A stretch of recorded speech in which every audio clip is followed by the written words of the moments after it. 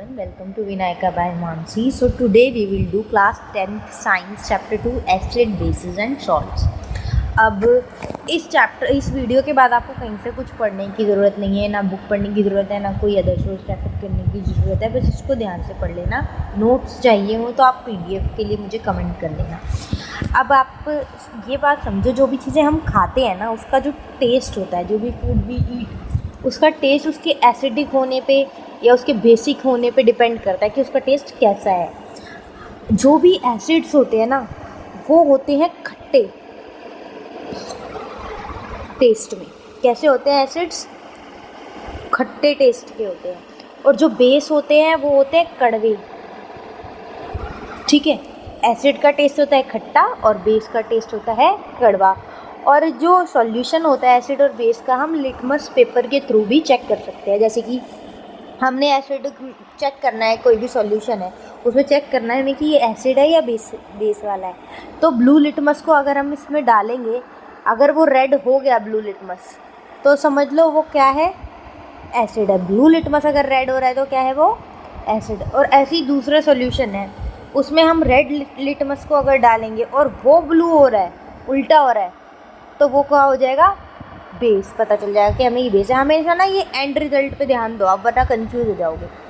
अगर litmus paper red हो रहा है तो वो एसिड है, अगर लिटमस पेपर ब्लू हो रहा है तो वो बेस है. और एक चीज़ होती है सॉल्ट.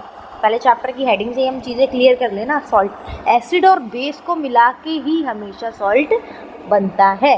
ठीक है. और एसिड और बेस के ना ऐसे नलीफाइंग इफेक्ट होते हैं, एक दूसरे के इफेक्ट को ना ये बिल्कुल नील कर देते हैं, न्यूट्रल इफेक्ट दे देते हैं. और इन दोनों को ही मिक्स करके क्या कंपाउंड उनका निकलता है? सॉल्ट बोलते हैं जिसको. अब बात करते हैं हम लिटमस पेपर जो हमने चेक करने के लिए यूज़ किया. लिटमस सॉल्यूशन होता है, ठीक है, लिक्विड में लिटमस. वो होता है पर्पल कलर का. वो मिलता पता है कहाँ से है?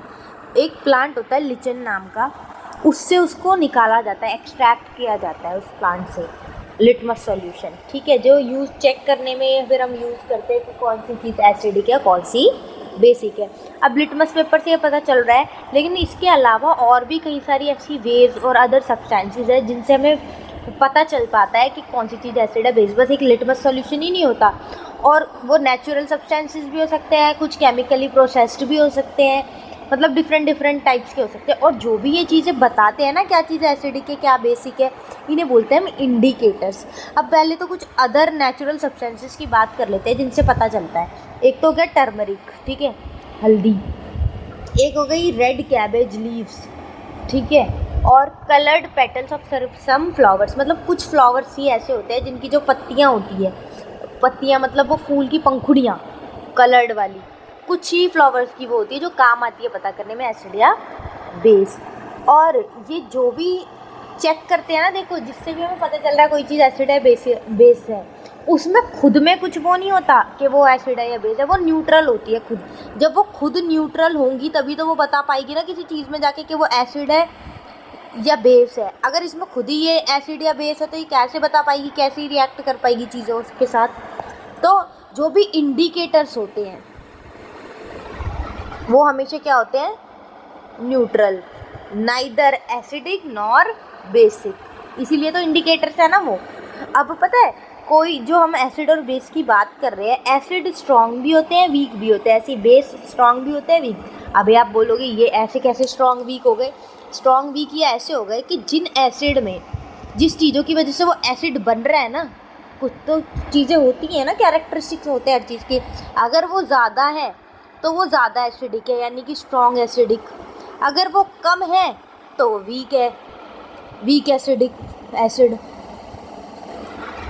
अगर ज़्यादा एसिडिक कंटेंट है तो स्ट्रॉन्ग एसिड, कम एसिडिक कंटेंट है तो वीक एसिड. इसमें ना pH स्केल होता है जिससे हमें पता चलता है कि कौन सी चीज़ कितनी एसिडिक है, कितनी बेसिक है. वो ज़्यादा हेल्प करता है डिफ़ाइन करने में कि कौन सा एसिड स्ट्रॉन्ग है, कौन सा वीक है, या कौन सा बेस स्ट्रॉन्ग है, कौन सा वीक है. ठीक है, एसिड बेस की सेम है. और ये कुछ एग्जांपल्स हैं स्ट्रॉन्ग और वीक एसिड्स की. अब हमें पता चल गया इंडिकेटर्स हम यूज़ करते हैं. अब इंडिकेटर्स अगर हम किसी चीज़ में डाल रहे हैं तो कैसे पता चलेगा? देखो कि क्या चीज़ एसिडिक है, बेसिक है. या तो वो जो चीज़ हम डाल रहे हैं उसकी वजह से वो या तो अपना कलर चेंज कर लेंगे। देखो हम लिटमस पेपर को जब भी डालते हैं एसिड में, तो मतलब हमने क्या पता करा था, यहाँ पे देखो एसिड होगा तो वो रेड हो जाएगा, बेस होगा तो ब्लू। या तो वो कलर चेंज करके हमें इंडिकेट कर सकते हैं क्या चीज़ है, ये एसिड है, बेसिक है, या फिर ऑर्डर मतलब कि स्मेल से पता चल जाता है। अगर स्मेल चेंज हो गई उसके बेसिस पे हमें पता चलता है। तो इंडिकेटर के दो तरीके होते हैं बताने के हमें, एक तो कलर चेंज और एक ऑर्डर चेंज, ठीक है। अब आगे देखते हैं, ये हमें समझ आ गया। इंडिकेटर्स मेनली होते हैं कितने टाइप के, 3 टाइप के। देखो नेचुरल इंडिकेटर्स तो वही हो गए जो हमें नेचुरली अपना इन्वायरमेंट, अपनी प्रकृति हमें प्रोवाइड करा रही है, हमें बनाना नहीं पड़ रहा उसको, जैसे कि फ्लावर पेटल्स हो गई, ठीक है, रेड कैबेज लीव्स जो हमने पढ़े वो हो गए, टर्मरिक हो गई, टर्मरिक, ग्रेप जूस से भी पता चलता है। देखो ये सारे क्या आ गए, नेचुरल इंडिकेटर। और कैसे बताते हैं, चेंज इन कलर चेंज करके बताते हैं कोई भी चीज़।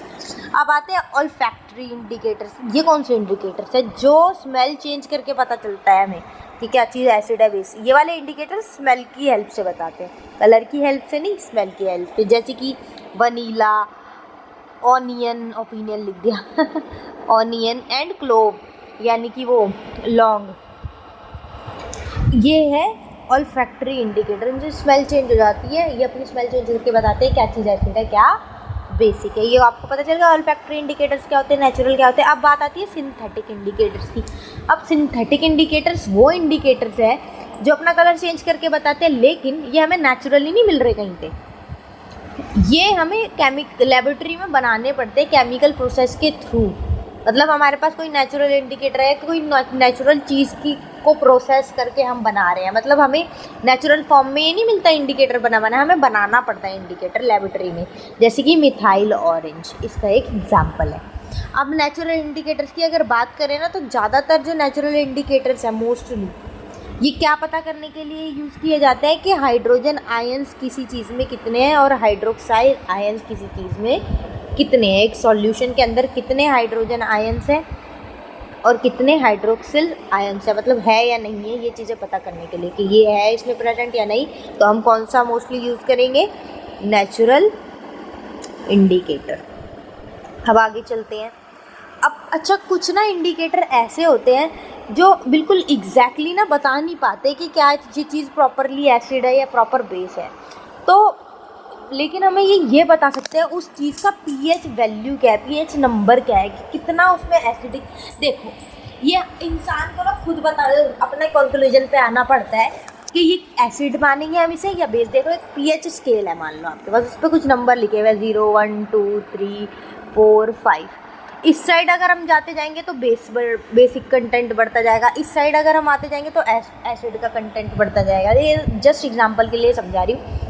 अगर कोई चीज़ हमने किसी चीज़ में पीएच स्केल की हेल्प ली, किसी चीज़ का एसिड और बेस कंटेंट करने के लिए, अगर उसका नंबर इस साइड की तरफ कहीं पे आ रहा है तो हमें पता चलेगा उसमें एसिड कंटेंट ज़्यादा है, तो हम उस चीज़ को क्या मान लेंगे, एसिड है भाई ये।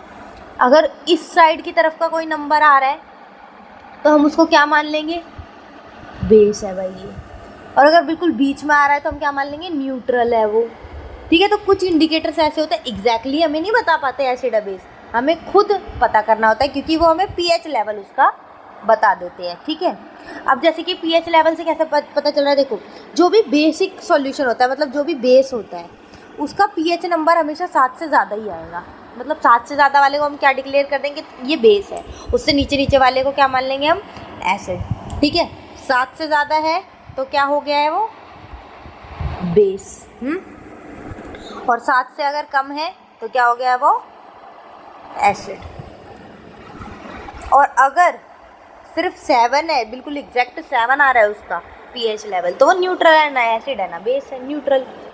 और इस पीएच स्केल में नंबर्स कहाँ से कहाँ तक होते हैं, 0 से लेके 40 तक। अगर बिल्कुल 0 पे आ रहा है तो बहुत ज़्यादा एसिडिक, और 40 पे आ रहा है तो बहुत ज़्यादा एल्कलाइन, यानी कि बेस। एल्कलाइन इसलिए बोलते हैं बेस को कि जो भी बेस घुल जाता है वाटर में उसे एल्कलाइन बोलते हैं। सारे बेस नहीं घुल पाते, जो भी बेस घुल पाते हैं वाटर के अंदर वो एल्कलाइन होते हैं। और 40 तक आ गया तो मतलब वेरी बेसिक, और 0 आ गया तो वेरी एसिडिक। ये कुछ इंडिकेटर्स है देखो जो यूज़ करते हैं हम, वो बताते हैं कैसे क्या कलर चेंज हो रहा है। टर्मरिक का ओरिजिनल कलर तो देखो येलो होता है, एसिड में अगर हम उसे डाल के देखेंगे तो वो बदलेगी नहीं, तो हमें पता चल जाएगा उसका कलर नहीं बदला तो ये एसिड है। अगर वो टर्मरिक रेडिश ब्राउन सी हो गई तो हमें पता चल जाएगा वो बेस है। ऐसी रेड लिटमस हो गया, ये असली में रेड कलर का ही होगा, रेड लिटमस है, क्योंकि एसिड में डालेंगे तो उसका सेम कलर रहेगा, लेकिन अगर बेस में डालेंगे तो रेड लिटमस क्या बन जाएगा, ब्लू, कलर चेंज हो जाएगा। ठीक है, मिथाइल ऑरेंज, देखो इसका कलर ऑरेंज होता है, जो हमने करा था ना अभी सिंथेटिक इंडिकेटर, उसको एसिड में डालेंगे तो ये ऑरेंज कलर किस में हो जाएगा, रेड, और बेस में डालेंगे तो येलो। तो इन चीज़ों से हमें पता चलता है, ऑनियन, वनीला, ये सब चीज़ें। अच्छा, और एक चीज़ और जानने वाली है कि pH of the resulting solution depends on the strength of the acid and base. ये तो हमें पता है, ये स्ट्रॉन्ग और बेस एसिड पीएच की हेल्प से ही हमें पता चलते हैं। ये पता चल गया ना, देखो यहाँ पे ये स्ट्रॉन्ग एसिड है 0 वाला, और ये स्ट्रॉन्ग बेस है, और 7 आए तो न्यूट्रल है। अब एसिड और बेसिस के ना कुछ रिएक्शंस होते हैं मेटल के साथ, कुछ ना कुछ तो रिएक्ट करेंगे वो किसी भी टाइप के मेटल के साथ। तो क्या कैसे रिएक्ट करते हैं वो हम जानते हैं। In general acid react with metals to give salt and release hydrogen gas. देखो, जब भी एसिड और मेटल मिलते हैं, एक दूसरे के साथ रिएक्ट करते हैं, तो क्या रिलीज होता है, सॉल्ट और हाइड्रोजन गैस। और जो बेस को अगर हम मेटल के साथ रिएक्ट करवाएंगे तो वो रिएक्ट ही नहीं करेगा, बस क्या रिलीज कर देगा, हाइड्रोजन गैस, मतलब सॉल्ट नहीं बन रहा है यहाँ पे। तो देखा जाए तो एसिड ही रिएक्ट करता है मेटल्स के साथ, बेस रिएक्ट नहीं करता mostly, exceptions are always there, mostly बता रही हूँ। एसिड रिएक्ट विद मेटल जब भी करता है सॉल्ट और हाइड्रोजन गैस रिलीज करता है, और जब बेस करता है रिएक्ट, जो कि वो कर ही नहीं पाता रिएक्ट, तो वह सिर्फ हाइड्रोजन गैस ही रिलीज करता है। अब बात करते हैं, जो एसिड मेटल के साथ रिएक्ट करता है तो जो रिएक्शन होता है उसका नाम हम क्या बोलते हैं, डिस्प्लेसमेंट रिएक्शन। अब इसको क्यों बोलते हैं, क्योंकि एसिड के अंदर जो भी हाइड्रोजन प्रेजेंट होता है ये उसको डिस्प्लेस कर देता है, तो क्या हो गया, डिस्प्लेसमेंट रिएक्शन। और क्या बना के देते हैं as a result, salt and hydrogen gas. Acid में से हाइड्रोजन गैस डिस्प्लेस कर देता है और बनाता क्या है, हाइड्रोजन गैस अलग, सॉल्ट अलग। ये हमारी रिजल्ट होता है इसका। देखो ये रही ऐसी इक्वेशन, एसिड प्लस मेटल तो क्या निकला, सॉल्ट प्लस हाइड्रोजन गैस। पहले ये हाइड्रोजन गैस इसी के अंदर थी, फिर डिस्प्लेस होके ये अलग से निकल जाती है, रिलीज हो जाती है। जैसे कि ये वाला एग्जांपल देख लो, ये इक्वेशन देख लो, zinc granules react with dilute hydrochloric acid in a test tube. अगर जिंक और हाइड्रोक्लोरिक एसिड एक साथ मिलते हैं तो वो ये रिएक्शन देते हैं। देखो हाइड्रोजन गैस रिलीज हो गई ना, ये देखो जिंक क्लोराइड निकल रही है, सॉल्ट है जो कि एक, ये सॉल्ट बन चुका है, और ये हाइड्रोजन गैस हो गया ना। अब बेस की बात कर लेते हैं, बेस मेटल के साथ रिएक्ट तो करते नहीं है, तो हमें पता ही है, बस हाइड्रोजन गैस निकाल लेते हैं। तो इक्वेशन कैसे बनेगी, देखो बेस और मेटल को जोड़ेंगे तो सॉल्ट और हाइड्रोजन गैस ही निकल रही है, मतलब ऐसा कोई ऐसा रिएक्शन हो नहीं रहा है। ये रहा देखो, zinc granules react with NaOH solution to form sodium zincate and evolve hydrogen gas. ये इसके साथ हमने रिएक्ट करवाया जिंक के साथ, ठीक है, हाइड्रोजन गैस निकल गई बस, और ये ऐसे फॉर्म हो गया। कुछ नया यहाँ पे डिस्प्लेसमेंट रिएक्शन या सच कुछ भी नहीं हो रहा।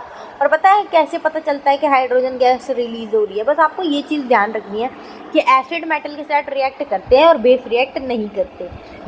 एसिड सॉल्ट बना देते हैं एज अ रिजल्ट रिएक्शन के बाद, और बेस सॉल्ट रिलीज नहीं करते, वो सिर्फ हाइड्रोजन गैस रिलीज करके छोड़ देते हैं। और पता है कैसे पता चलता है हाइड्रोजन गैस निकल रही है, जब भी एक कैंडल को बर्न कर लेंगे, जहाँ पे भी गैस निकल रही है ना, गैस बबल्स आ रहे हैं, वहाँ पे एक कैंडल जला लो, फिर वहाँ पे पट पट की आवाज़ आएगी, उससे पता चल जाएगा कि हाइड्रोजन गैस रिलीज़ हो रही है। देखो यहाँ पे ये जला रहा है, यहाँ से गैस रिलीज़ हो रही है, यहाँ पे बबल्स आ रहे हैं, यहाँ पे इसने कैंडल जलाई, यहाँ पे पॉप साउंड आने लग गई, तो पता चल गया हाइड्रोजन गैस रिलीज़ हो रही है। अब बात करते हैं metal carbonates and metal hydrogen carbonates reaction with acid. अब ये जो इस टाइप की चीज़ें हैं, मेटल कार्बोनेट्स और मेटल हाइड्रोजन कार्बोनेट, ये कैसे रिएक्ट करते हैं एसिड के साथ, बेस के साथ तो करते ही नहीं, तो एसिड की बात कर लेते हैं। Acid react with metal carbonates and metal hydrogen carbonate to form salt. हमें पता है भाई सॉल्ट तो बनता ही बनता है जब एसिड और मेटल मिल रहे हैं तो, लेकिन जब ये कार्बोनेट्स आ जाते हैं तो कार्बन डाइऑक्साइड भी रिलीज होती है, बनती है, और वाटर भी बनता है। इन रिएक्शन से। ठीक है, क्या क्या हम देखो इक्वेशन से ज़्यादा इजीली समझ आएगा। मेटल कार्बोनेट या मेटल हाइड्रोकार्बोनेट को हम जब एसिड के साथ रिएक्ट करवाएंगे तो क्या बनेगा, सॉल्ट, कार्बन डाइऑक्साइड और वाटर, ये तीनों चीज़ें बन जाएगी। जैसे कि ये रहा एग्जाम्पल, एक ये रहा एग्जाम्पल, इसमें देखो, यहाँ देखो ध्यान से, 2HCl + Na2CO3 क्या बनाया इसने, एक ये बना दिया, एक कार्बन डाइऑक्साइड, एक वाटर H2 होता है ना, ये वाटर बन गया, ये कार्बन डाइऑक्साइड बन गई, ये बन गया अपना सॉल्ट। ठीक है, यहाँ पे भी देखो सेम चीज़ हो रही है। समझ आ गया, मेटल कार्बोनेट और मेटल हाइड्रोजन कार्बोनेट्स के साथ क्या रिजल्ट आएगा। और इसमें ना एक चीज़ देखनी चाहिए, CO2 कैसे निकल रही है, ये कैसे पता चलेगा। CO2 can be tested by passing it through lime water, जो लाइम वाटर होता है उसके थ्रू इसको करो तो लाइम वाटर मिल्की हो जाएगा। इस सॉल्यूशन को अगर हम डालेंगे ना, तो हम अगर उसमें CO2 है तो लाइम वाटर कैसा हो जाएगा, मिल्की सा हो जाएगा। और अगर ज़्यादा CO2 डाल देंगे उसके अंदर और भी ज़्यादा, तो जो मिल्कीनेस है वो कम हो जाएगी। ठीक है, मतलब नॉर्मल सा है, अगर लाइम वाटर में CO2 नॉर्मल कंटेंट में है, मिनिमल कंटेंट में है, तो उस पानी को वो मिल्की कर देगा। लेकिन और ज़्यादा अगर CO2 डाल देंगे उस लाइम वाटर में, तो वो जो मिल्कीनेस उसने बनाई थी वो एकदम से कम हो जाएगी। ज़्यादा चीज़ बिल्कुल ही ख़त्म कर देगी, थोड़ा बहुत डालेंगे तो मिल्की कर देगी लाइम वाटर को। अब बात कर लेते हैं, ये तो हमें पता ही है, basis do not react with ये, इस बात को तो छोड़ ही दो, नो रिएक्शन आ रहा है यहाँ पे। तो अब बात करते हैं एसिड और बेस कैसे रिएक्ट करते हैं एक दूसरे के साथ। देखो मैंने आपको स्टार्टिंग में बताया था, जब भी एसिड और बेस मिलते हैं ये सॉल्ट बनाते हैं, और कई बार ऐसा होता है ये एक दूसरे के इफेक्ट को कैंसिल कर देते हैं, एकदम नलीफाई कर देते हैं, नील कर देते हैं, तो उसको क्या बोलते हैं हम, न्यूट्रल रिएक्शन, न्यूट्रलाइजेशन। तो ये बता रहा है एसिड एंड बेस का जो रिएक्शन होता है उसे बोलते हैं न्यूट्रलाइजेशन रिएक्शन। क्यों? क्योंकि जब ये एक साथ मिक्स होते हैं, एक तो ये सॉल्ट और वाटर बनाते हैं, दूसरा एक दूसरे के इफेक्ट को क्या कर देते हैं, ये नलीफाई, इसलिए इसे न्यूट्रलाइजेशन रिएक्शन कहते हैं। अब एक बात बताओ, जो ना मेटल ऑक्साइड होती है ये खुद बेसिक होती है, बेस होता है एक, अगर इसको मैं एसिड के साथ मिलाऊंगी तो एक तरीके से क्या हो गया, बेस और एसिड का वो हो गया रिएक्शन, तो ये क्या हो जाएगा, न्यूट्रलाइजेशन रिएक्शन। हमें ये पता होना चाहिए कौन सी चीज़ बेसिक है, एसिड है, और उसको हम किसके साथ मिला रहे हैं, तो हमें पता चल जाएगा क्या रिएक्शन देगा ये। मेटल ऑक्साइड मैंने आपको बता दिया बेसिक है, उसको एसिड के साथ मिलाऊंगी तो सेम यही रिएक्शन होएगा ना। कई बच्चे कंफ्यूज हो जाते हैं, ये तो मेटल ऑक्साइड है, बेस अभी वो क्लियरली थोड़ी बताएगा, हर बारी आपको पता होना चाहिए ना किस चीज़ की, किस टाइप की क्या चीज़ है। अब देखो, when a metal oxide react with N acid it वही सॉल्ट वाटर बना रहा है, और नॉर्मल केमिकल इक्वेशन ऐसी हो जाएगी इसकी। ठीक है, एग्जाम्पल्स भी आप ये देख सकते हो, बस आपको बेस समझ आना चाहिए, फिर तो इक्वेशंस आपको समझ आ ही जाएगी, वो तो अलग अलग तरीके की बंदा कर ही सकता है। Reaction of metallic oxide with basis. अब बेसिस के साथ बात करें इसकी, तो देखो मेटल ऑक्साइड मैंने आपको बताया अभी, ये बेस है। अगर इसको मैं और बेस के साथ मिलाऊंगी तो क्या होगा, अब ये जानते हैं। देखो metal oxides are also basic in nature, तो ये क्या करेगी, कुछ नहीं करेगी, बस H2O रिलीज कर देगी और सॉल्ट रिलीज कर देगी, क्योंकि बेस ना एक तो मेटल के साथ रिएक्ट करता नहीं है, तो ज़्यादा खास कुछ ही क्रिएट कर नहीं पाएगी, सॉल्ट और वाटर रिलीज करेगी। ये देखो example, reaction of metallic acid oxide with base.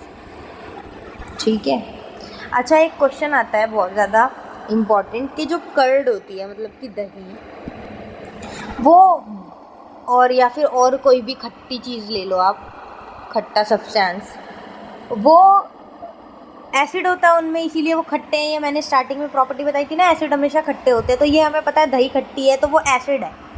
Which can react, उसको मेटल और ब्रास के अगर हम बर्तन में रखेंगे, कॉपर के बर्तन में अगर हम रखेंगे, तो वो जहरीला क्यों हो जाता है, खाने लायक क्यों नहीं रहता, पॉइजनस क्यों हो जाता है, ये क्यों, ये बताओ। ये इसलिए कि जब एसिड को हम ब्रास मेटल के साथ मिलाएंगे तो क्या रिएक्शन होगा भाई, बताओ। एसिड और मेटल का रिएक्शन क्या होएगा, जल्दी बताओ, जल्दी जल्दी। यहाँ पे हमने करा था, ये रहा डिस्प्लेसमेंट रिएक्शन, सॉल्ट बनेगा और हाइड्रोजन गैस बन जाएगी और ये चीज़ हो जाएगी अपने लिए हानिकारक, पॉइजनस, हमारी हेल्थ खराब होगी। इसलिए कर्ड को कभी भी कॉपर या ब्रास के वेसल में नहीं रखते। क्वेश्चन आता है, इसका आंसर आप ये लिख सकते हो। अब बात करते हैं reaction of non metallic oxide with base. देखो अभी तक हमने मेटल ऑक्साइड की बात करी, जिसका मैंने आपको क्या बताया कि ये खुद एक बेस है। अब ये बोल रहा है नॉन मेटेलिक ऑक्साइड की। नॉन मेटेलिक ऑक्साइड क्या हो जाएगी, एसिड। ठीक है, इसको कह रहा है अगर एसिड को बेस से हम मिलाएंगे तो क्या होगा, सॉल्ट बनेगा, नहीं बनेगा, बनेगा ना। और क्या रिएक्शन होगा, न्यूट्रलाइजेशन रिएक्शन। बेस पता होना चाहिए बस आपको, कि एसिड और बेस मिल रहे हैं तो न्यूट्रलाइजेशन रिएक्शन होएगा। देखो नॉन मेटेलिक ऑक्साइड और बेस मिला है, नॉन मेटेलिक होती है एसिडिक, और बेस के साथ मिला रहे हैं तो कोई क्या बनेगा, सॉल्ट एंड वाटर, और इसको क्या बोल देंगे अपन, न्यूट्रलाइजेशन रिएक्शन। अब बात करते हैं, ये सारे हमने रिएक्शंस पढ़ लिए हैं। अब हमें ये जानना है कि एसिड और बेसिस में इतनी डिफरेंशिएशंस तो हमने पढ़ ली कि वो खट्टा होता है, वो वैसा होता है, बेस अलग होता है, इसकी पीएच वैल्यू ये होती है, उसकी पीएच वैल्यू वो होती है, और किसी मैटर के साथ क्या चीज़ कैसे रिएक्ट करती है, एसिड कैसे रिएक्ट करते हैं और बेस कैसे रिएक्ट करते हैं। लेकिन इनमें कुछ कॉमन चीज़ें भी होती है, सिमिलैरिटीज़ होती है, वो जानते हैं। देखो एसिड एंड बेसिस हमें पता है दोनों अलग अलग चीज़ें, केमिकल प्रॉपर्टीज इनकी अलग है, लेकिन कुछ सिमिलैरिटीज़ है, जैसे कि both acid and base can be classified as electrolytes. दोनों ही क्या होते हैं, electrolytes. This means that they can conduct electricity when dissolved in water. मतलब इलेक्ट्रोलाइट्स क्यों बोलते हैं इनको, कि जब इनको वाटर में मिला दो तो इलेक्ट्रिसिटी प्रोड्यूस कर सकते हैं, कंडक्ट कर सकते हैं इलेक्ट्रिसिटी। ऐसा नहीं है कि इसको वाटर में डाल देंगे तो इलेक्ट्रिसिटी कंडक्ट ही नहीं होगी। तो एसिड डाल दो या बेस डाल दो, ये दोनों ही क्या है, इलेक्ट्रोलाइट्स। अब एसिड एंड बेसिस रिएक्ट करते हैं ईच अदर के साथ, जब भी ये क्या बना लेते हैं, सॉल्ट एंड वाटर। कॉमन ही है ना, ये दोनों एक दूसरे के साथ रिएक्ट करेंगे तो क्या बनेगा, सॉल्ट, और इसे क्या बोलते हैं, न्यूट्रलाइजेशन रिएक्शन। ये भी एक कॉमन चीज़ हो गई। तीसरी बात, acid and basis can change the colour of certain indicators. ये तो हमें पता ही है, हमने देखा था ना अभी, जब एसिड और बेस में कोई इंडिकेटर जाएगा तो उन इंडिकेटर्स का कलर क्या हो जाता है, चेंज। जैसे लिटमस पेपर डालते हैं एसिड में, उसका कलर चेंज हो जाता है, बेस में डालते हैं तो भी कलर चेंज होता है। कलर चाहे कोई भी चेंज होए, लेकिन कलर तो चेंज हो रहा है, ये तो दोनों में एक कॉमन चीज़ है ना। तो एक ये बात हो गई। और चौथी बात क्या है, both acid and base can be strong और वीक। ये तो हमें पता है, दोनों ही स्ट्रॉन्ग भी हो सकते हैं, दोनों ही वीक भी हो सकते हैं, जो इनकी पीएच वैल्यू पर डिपेंड करता है। और इस पर डिपेंड करता है किसमें कितने हाइड्रोजन आयंस है और कितने हाइड्रोक्साइड आयंस है, जब भी वो वाटर में डिसॉल्व होते हैं इस बेसिस पे। और जब भी हमें हाइड्रोजन आयंस और हाइड्रोक्साइड आयंस जानने होते हैं किसी भी सॉल्यूशन में, तो हम क्या यूज़ करते हैं, मोस्टली नेचुरल इंडिकेटर्स। और पांचवी बात क्या है, acid and bases are important in many chemical reaction. ये तो है ही भाई, केमिकल रिएक्शन बहुत सारे ऐसे होते हैं जिसमें एसिड और बेस की ज़रूरत पड़ती है। जैसे कि पता है एसिड किस में यूज़ होता है, बैटरीज में, और बेस किस में यूज़ होता है, क्लीनिंग एजेंट, जैसे कि डिटर्जेंट वगैरह हो गए, अपने सोप हो गया, उसमें क्या यूज़ होता है, बेस। और जो बैटरीज वगैरह हो गई, इसमें क्या यूज़ होता है, एसिड। ये आपको पता होना चाहिए। अब बात कर लेते हैं, कॉमनैलिटीज़ की बात कर ली, अब बात करते हैं कि एसिड और बेस वाटर सॉल्यूशन में अगर हम डालेंगे तो क्या होगा। पहली बात तो मैंने आपको अल्कलाइन वाली चीज़ बताई थी कि सारे बेस ऐसे नहीं होते जो पानी के अंदर घुल जाए। जो घुल जाते हैं, डिज़ोल्व हो जाते हैं, उन्हें हम अल्कलाइन बोलते हैं, अल्काली बोलते हैं। ये आपको जानना ज़रूरी है कि सारे नहीं घुलते।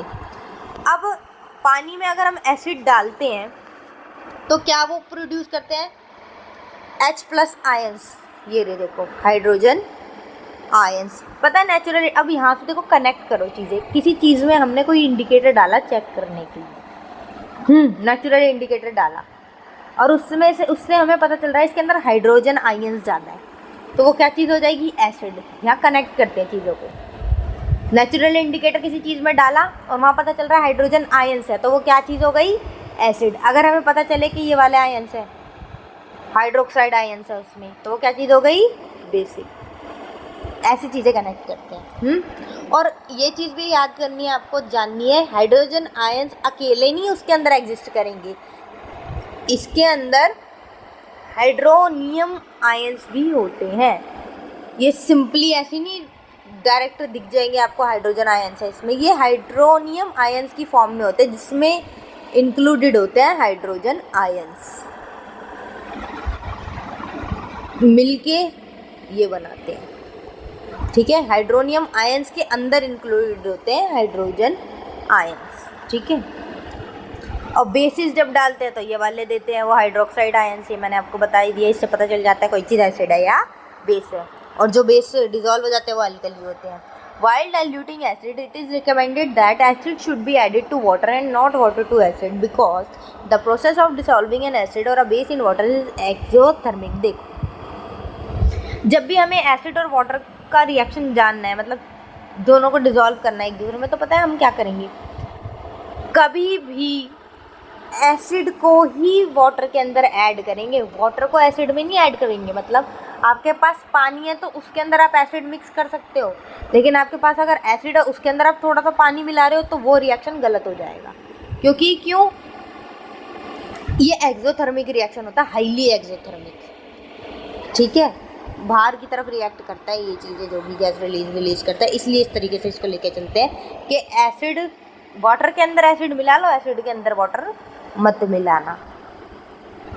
अब एक बात और जान लो कि एक 3 तरीके के इंडिकेटर्स की हमने बात करी थी ना, एक तो नेचुरल, एक सिंथेटिक और एक और था ऑल फैक्ट्री, ऐसे करके कुछ था। वो तो डायरेक्ट अलग अलग कैटेगरीज हो गई इंडिकेटर की, लेकिन कुछ इंडिकेटर्स इन तीनों को मिक्स करके बनते हैं या 2 को मिक्स करके बनते हैं। इंडिकेटर से ही एक इंडिकेटर बना रहे हैं, तो मिक्स करके जब भी हम इंडिकेटर से कोई एक इंडिकेटर बनाते हैं उसे बोलते हैं यूनिवर्सल इंडिकेटर। पीएच लेवल मैंने आपको बता दिया, पीएच स्केल होता है जिससे पता चलता है क्या चीज़ कितनी एसिड है, बेसिक है। अब इसका एवरीडे लाइफ में क्या यूज़ होता है ये हम जानते हैं। देखो, पहली बात तो इसका यूज़ होता है sensitivity of plants and animals. देखो, पीएच लेवल का इम्पैक्ट प्लांट्स पे भी होता है और एनिमल्स पे भी होता है। क्यों, कैसे? देखो, किसी भी प्लांट को और एनिमल को फंक्शन करने के लिए ना एक स्पेसिफिक पीएच लेवल की ज़रूरत होती है, जिसमें अगर थोड़ा बहुत भी फ़र्क आता है तो ओवरऑल हेल्थ पे इफेक्ट पड़ता है। जैसे कि हम खुद एक अपना एग्जांपल ले लेते हैं, अगर हमने कुछ खाया है, हमारे पेट में पीएच लेवल जितना होना चाहिए उतना अगर है तो हमारी बॉडी ठीक से फंक्शन करेगी, हम हेल्दी रहेंगे, है ना।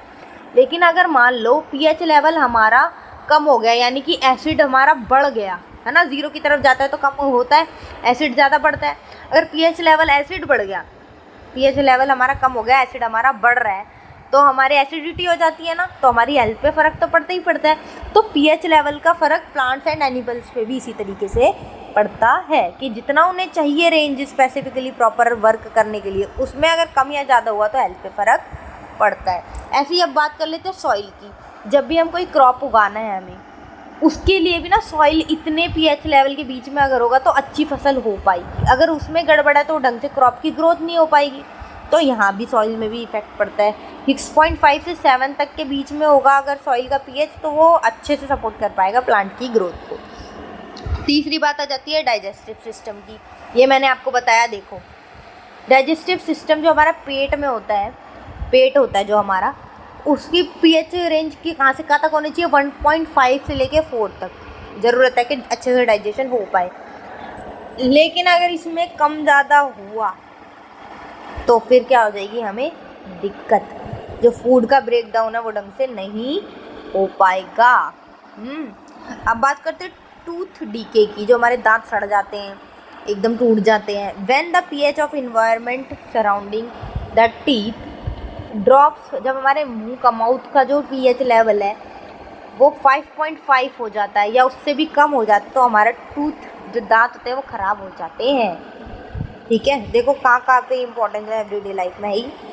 अब तीसरी और लास्ट और बात क्या है इसमें, self defence by animals and plants. देखो, जो एसिडिक सब्सटेंस होते हैं वो एनिमल्स और प्लांट यूज़ करते हैं अपने सेल्फ डिफेंस के लिए, खुद को बचाने के लिए। जैसे कि जो बीज एंड प्लांट्स होते हैं वो कुछ एक चीज़ ना निकालते हैं, सिक्रीट करते हैं, नेटल जिसे बोलते हैं, जो कि बहुत ज़्यादा एसिडिक होता है, ताकि वो बच पाए। डंक मार देती है ना बीज, कुछ वो लिक्विड सा भी छोड़ जाती है जो फिर हमें हार्म करता है ना, जलन हो जाती है, रैश, दाना हो जाता है, ये हो जाता है, वो हो जाता है। वो किसकी वजह से, उसने एसिड छोड़ दिया अपने वो हमारे ऊपर खुद को बचाने के लिए। ऐसी प्लांट्स भी रिलीज़ करते हैं ताकि हम उन्हें हार्म ना कर पाए। ये इंपॉर्टेंस है देखो एवरीडे लाइफ में, सिर्फ इंसानों के लिए नहीं, प्लांट्स के लिए भी और एनिमल्स के लिए भी और यहाँ तक कि सॉइल के लिए भी।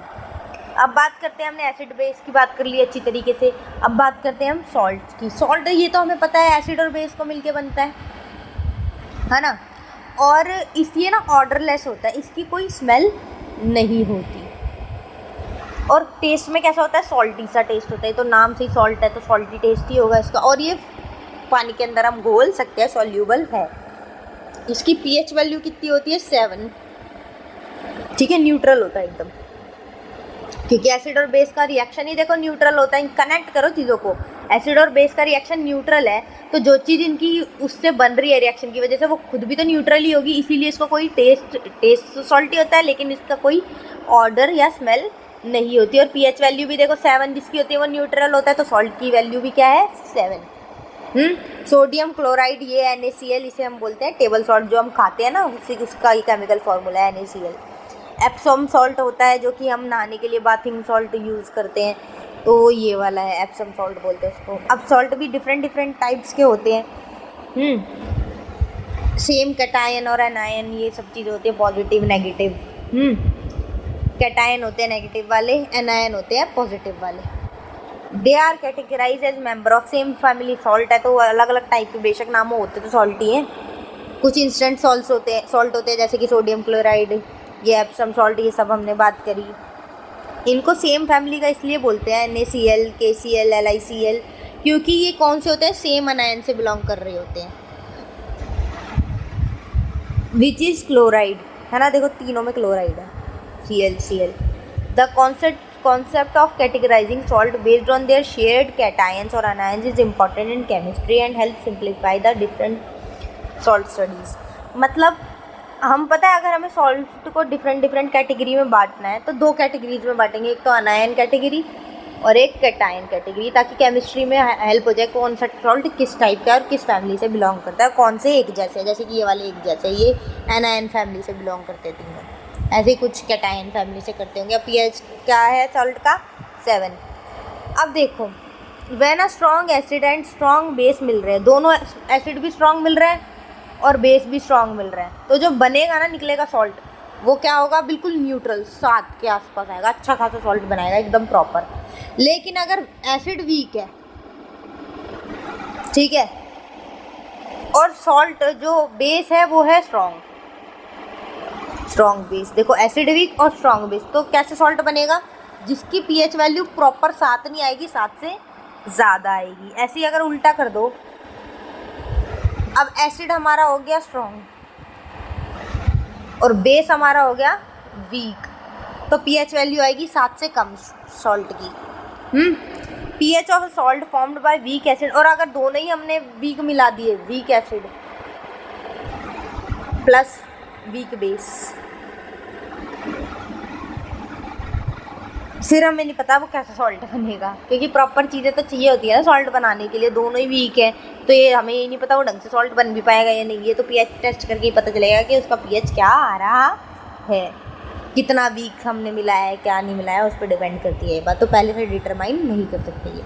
अब बात करते हैं केमिकल्स फ्रॉम कॉमन सॉल्ट से, जो भी कॉमन सॉल्ट हम यूज़ करते हैं उससे कैसे कैसे केमिकल्स प्रोड्यूस हम कर सकते हैं। देखो सोडियम क्लोराइड है जो, वो हाइड्रोक्लोरिक एसिड और सोडियम हाइड्रोक्साइड से मिलके बनता है, जिसमें एक है एसिड और एक है बेस, ठीक है, एसिड बेस, ये बन गया अपना सॉल्ट NaCl, जो कि न्यूट्रल होता है, जो कि हम खाने में यूज़ करते हैं। अब इसके 4 कंपाउंड इससे हम निकाल सकते हैं, एक हो गया सोडियम हाइड्रोक्साइड, एक हो गया ब्लीचिंग पाउडर, एक हो गया बेकिंग सोडा और एक हो गया वॉशिंग सोडा, ठीक है। ये इनको ये सब भी बोलते हैं कॉस्टिक सोडा। सोडियम हाइड्रोक्साइड को क्या बोलेंगे, कॉस्टिक सोडा।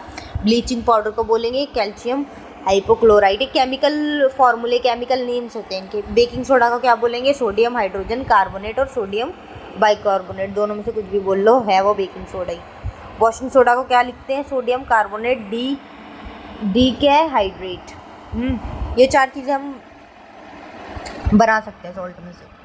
अच्छा, जो सी वाटर होता है, समुद्र के किनारे जो सॉल्ट होता है,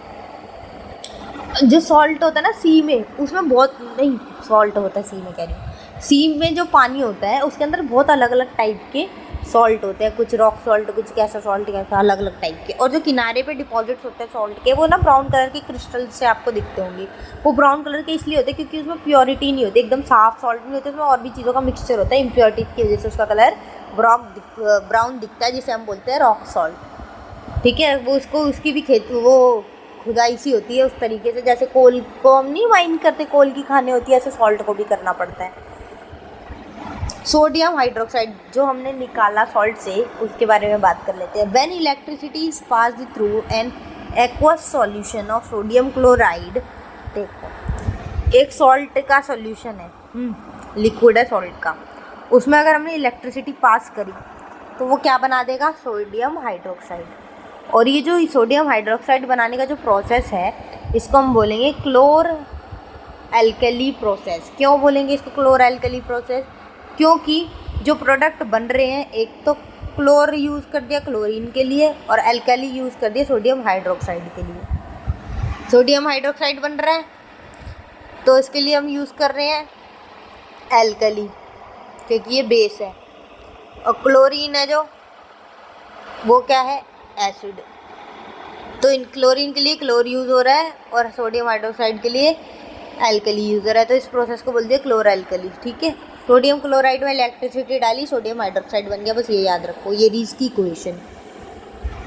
अब Cl2G जो होता है ये एनोड पे बनता है, H2 जो होता है ये कैथोड पे बनता है। एक जो भी हम यूज़ करते हैं इलेक्ट्रिसिटी पास करने का तरीका।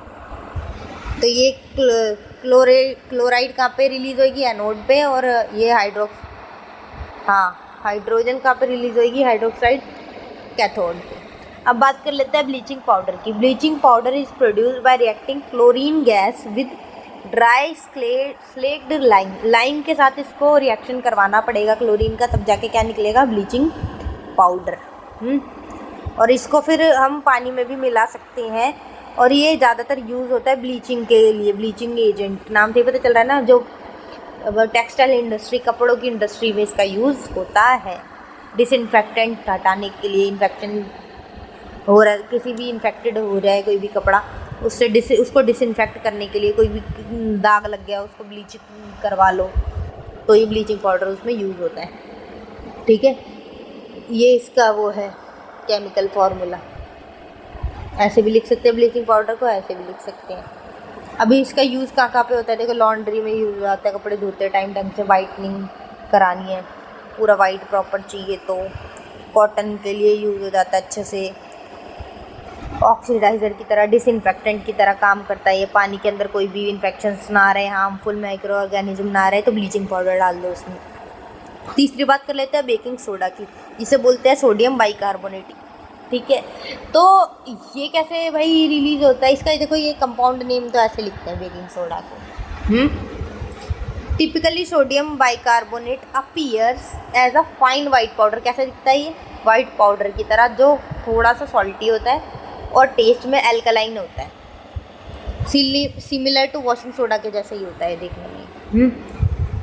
When it is heated during cooking, जब भी इसको गर्म कर देते हैं हम, बेकिंग सोडा को खाने में यूज़ होता है, बेकिंग सोडा नाम से पता चल रहा है, तो ये ऐसे चेंज हो जाता है। देखो ये चीज़ें अलग अलग हो जाती है, वाटर अलग हो गया, कार्बन डाइऑक्साइड अलग हो गई। एसिडिटी अगर हमारे पेट में हो गई है तो बेकिंग सोडा अगर हम यूज़ कर लेंगे तो एसिडिटी कम हो जाएगी। देखो पेट में एसिड बढ़ रहा है, कुछ बेस डाल देंगे जिससे चीज़ें न्यूट्रल हो जाए। एसिड और बेस न्यूट्रलाइजेशन रिएक्शन दे देगा, न्यूट्रल कर देगा। अगर पेट में एसिडिटी ज़्यादा है तो बेस डाल दो, चीज़ें न्यूट्रल हो जाएगी। तो इसलिए बेकिंग सोडा अगर डालेंगे तो एसिडिटी कम हो जाएगी। और कैसे यूज़ कर सकते हैं, एंटासिड, एसिड कम करने के लिए, ये तो हमें पता ही है, एंटी एसिड हो जाता है ये। इंडाइजेशन अगर है किसी को, पेट में अजीब अजीब सा और डिस्कम्फर्ट, तो ये यूज़ कर लेंगे। वाटर अगर बहुत हार्ड है उसको सॉफ्ट करने के लिए हम ये यूज़ कर लेंगे, वो हार्डनेस होती है वाटर में किसी किसी में। ठीक है, अब बात करते हैं वॉशिंग सोडा की। नाम से ही पता चल रहा है वॉशिंग में ही काम आएगा ये। It can be derive from sodium chloride से ये निकाल सकते हैं, तो हमें पता है ये चारों चीज़ें निकलती है सॉल्ट से।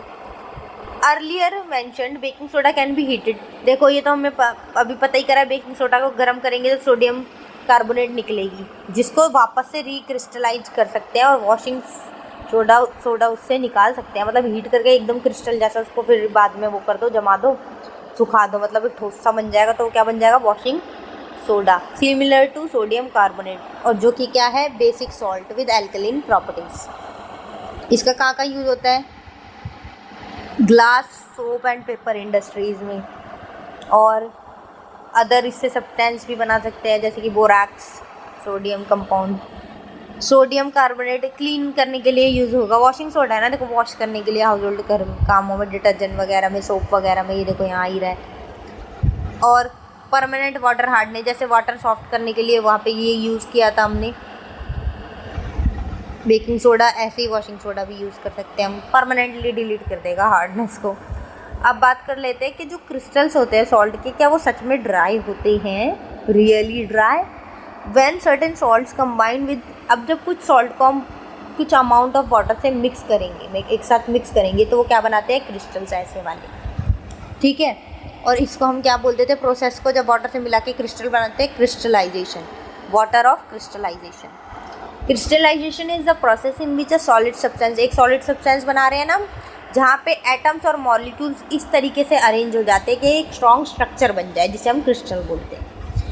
और ये कब कब हो सकता है, जब पानी वो हो रही होती है ना, बारिश, कई बारी देखो कोई हमारे यहाँ पे वो पड़ा हुआ है, सॉल्ट प्रेजेंट है हमारे इन्वायरमेंट में, आसपास की सराउंडिंग से, अब उसमें पानी मिलाएंगे तभी तो क्रिस्टल बनेंगे। अब कभी कभार नेचुरली पानी कहाँ से आ सकता है, जब बारिश होती है, प्रेसिपिटेशन, तो वो ऐसे क्रिस्टल्स बन जाते हैं। और फ्रीजिंग कर दो अगर उसको, और कभी कभी डायरेक्टली वाटर डाल दो या डिस्पोजिशन गैस की कर दो, मतलब रिएक्ट करवा दो, जो ये दोनों चीज़ें मिल जाए, वाटर और सॉल्ट, तो क्रिस्टल बन जाएगा। जैसे कि एग्जांपल के लिए टेबल सॉल्ट को क्या बोलते हैं, सोडियम क्लोराइड, ये भी एक क्रिस्टल की फॉर्म में होता है ना, छोटे छोटे ही हो बेशक, लेकिन वो एकदम से तो हमें छोटा सा प्राप्त नहीं होता, वो बड़े क्रिस्टल्स होते हैं, उसको फाइन करते हैं ताकि वो कंज्यूम करने लायक ईजीली हो, ठीक है। डायमंड हो गया, क्वार्ट्ज हो गए, ये सारे क्या है, क्रिस्टल्स ही तो है। जेमस्टोन्स जो हम राशि के वो रत्न पहनते हैं, ये सारे सॉल्ट क्रिस्टल्स ही होते हैं। इनको मॉडिफाई करके अच्छे से फाइन करके ये चीज़ें बनाई जाती है यूजेबल फॉर्म में। अब बात करते हैं प्लास्टर ऑफ पेरिस की, last important topic of your chapter. देखो प्लास्टर ऑफ पेरिस जो है, इसको बहुत चीज़ों में यूज़ करते हैं, पीओपी, घर में भी आप देखते ही होंगे, है ना, हाथ में चोट लग जाती है तो हाथ में भी प्लास्टर बनता है, बैंडेजेस की फॉर्म में भी यूज़ होता है ना। और ये कैसा होता है, वाइट कलर का पाउडर होता है, हाथ पे बंधा हुआ देखा होगा, जिससे क्या क्या होता है, हाइड्रेटेड कैल्शियम सल्फेट होता है जिसमें, जो कि कैल्सिनाइन जिप्सम से निकलता है। अलग अलग टाइप के सब्सटेंस है जिनसे निकल के ये बनता है, और वो कौन सा सब्सटेंस है, कैल्सिनिंग जिप्सम, जिससे मिल रहा है हाइड्रेटेड कैल्शियम सल्फेट। मतलब पीओपी में क्या होता है, हाइड्रेटेड कैल्शियम सल्फेट, जो कि हम बैंडेज की तरीके से यूज़ कर सकते हैं और मटेरियल बनाने के लिए यूज़ कर सकते हैं, जैसे पीओपी घर में यूज़ हो रही है। प्लास्टर ऑफ फैमिली हम डेली लाइफ में देखते हैं कि कहाँ यूज़ होता है, यह बताने की मुझे ज़रूरत नहीं है। और एक टिपिकल टेम्परेचर से होता है जिप्सम को, ताकि वो प्लास्टर ऑफ पेरिस हम उससे बना पाए, जिप्सम से बनता है ना ये देखो, ये रहा जिप्सम, ठीक है। जिप्सम प्लास्टर बोलो या प्लास्टर ऑफ पेरिस बोल दो, दोनों एक ही बात है। केमिकल फार्मूला ये है इसका, प्लास्टर ऑफ पेरिस का और जिप्सम का ये है। जब इनको गर्म कर देंगे इस टेम्परेचर पे 100 डिग्री सेल्सियस पे, तो रिएक्शन हो जाएगा, ये बन जाएगा फिर, और प्लास्टर ऑफ पेरिस बन जाएगा। जिप्सम को देखो गर्म करेंगे 100 डिग्री पे, तो प्लास्टर ऑफ पेरिस उससे हम निकाल सकते हैं, रिएक्शन हो जाता है क्योंकि फिर अब इसके अंदर ये देखो, ये वाला जो इसने कंपाउंड निकाला है प्लास्टर ऑफ पेरिस का, ये जो फॉर्मूला निकाला है, इसके अंदर CaSO4 है, इसमें वाटर का बस एक ही मॉलिक्यूल है, ये देखो, और ये 2 यूनिट्स है, और वाटर कितना है, 2 यूनिट पे एक वाटर का मॉलिक्यूल है। इस तरीके से प्लास्टर ऑफ पेरिस हमारा बनता है। अब कहाँ का यूज़ होता है ये तो आपको मैं बता ही चुकी हूँ, बार बार रिपीट नहीं करूँगी। This is all about this chapter. PDF चाहिए हो तो कमेंट कर देना, like share and subscribe. Vinayaka by Mansi, share among your friends.